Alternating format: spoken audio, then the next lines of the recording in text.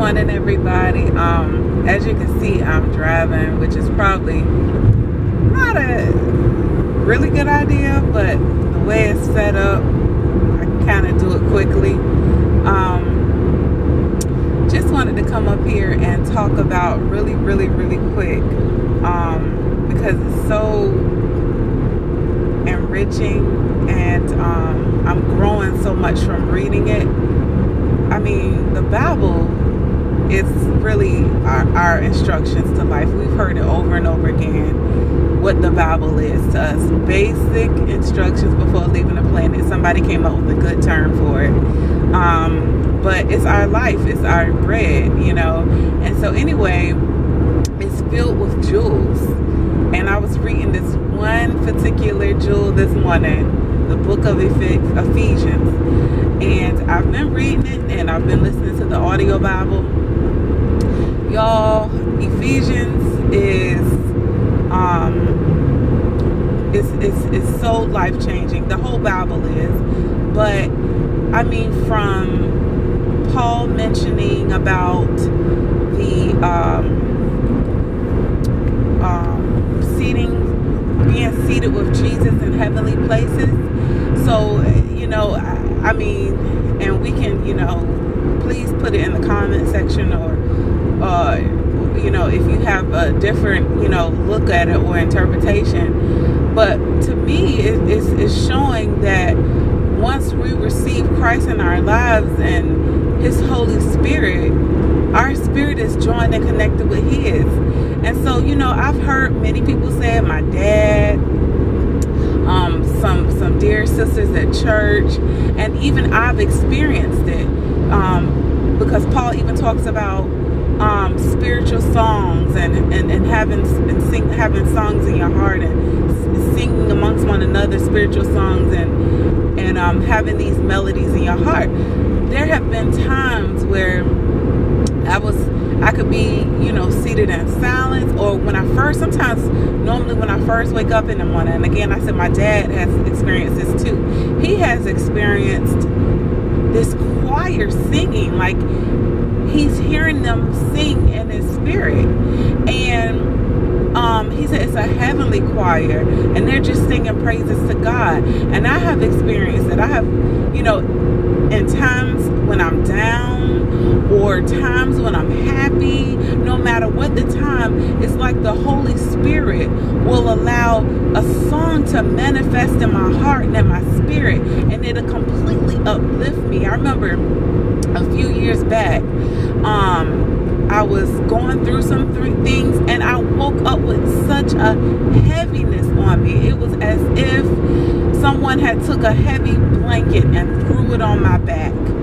And when this happened, there was such a sadness that had overcome me. But then the Holy Spirit, who is the comforter, the teacher, the friend, He came in so quickly, and He created a song in my heart that I had never sung before. And in this song, He said, "Garment of praise, put on your garment of praise for that spirit of heaviness." And he began, I couldn't stop singing it. I sung it until that thing lifted. And that's how I know that the words of Christ, the words that the Holy Spirit have given men to write the holy word, is so true. And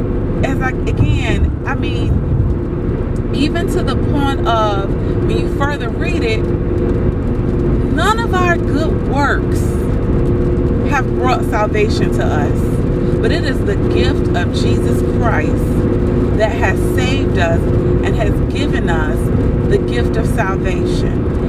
And it's so awesome, because in chapter 6, the whole book, if you look at it, he's talking about how a husband would, leave home and marry his wife and cleave to his wife. And he compared that as Christ loving the church. And then he goes on to tell how our children should obey their parents in the Lord.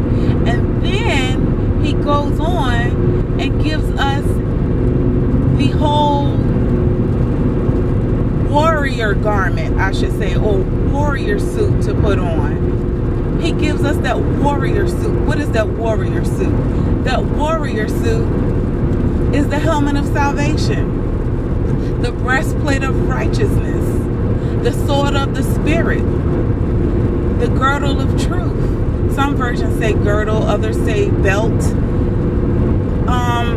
He's given us those shoes, those boots of peace. I mean, God has given us the tools to live through him, but we can't do it without him. We cannot live this life without Christ. Because without Jesus Christ in our life, we are a lost cause. And guess what? We could be the same as those who don't know him right now. We could be out there lost causes. And even in that scriptures, in Ephesians, it talks about working with your own hands, listening to sound doctrine. It talks about being able to give to others. I mean, the book is a jewel. Every book of the Bible is a jewel.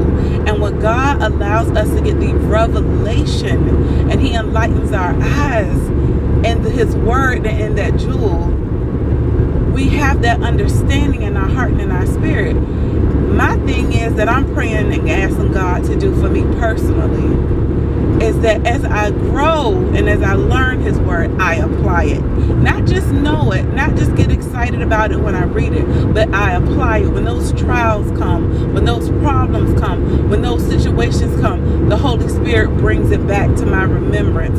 And I can say, okay, this was a test. Okay, I need to look out because the enemy knows. He sees, oh, she and her Bible. And so now I have to be ready for when those darks come. When he tries, I have to put on my shield of faith. You know, I have to put up my sword of the Spirit and get ready and aim. Anyway, y'all have a blessed day. Stay encouraged.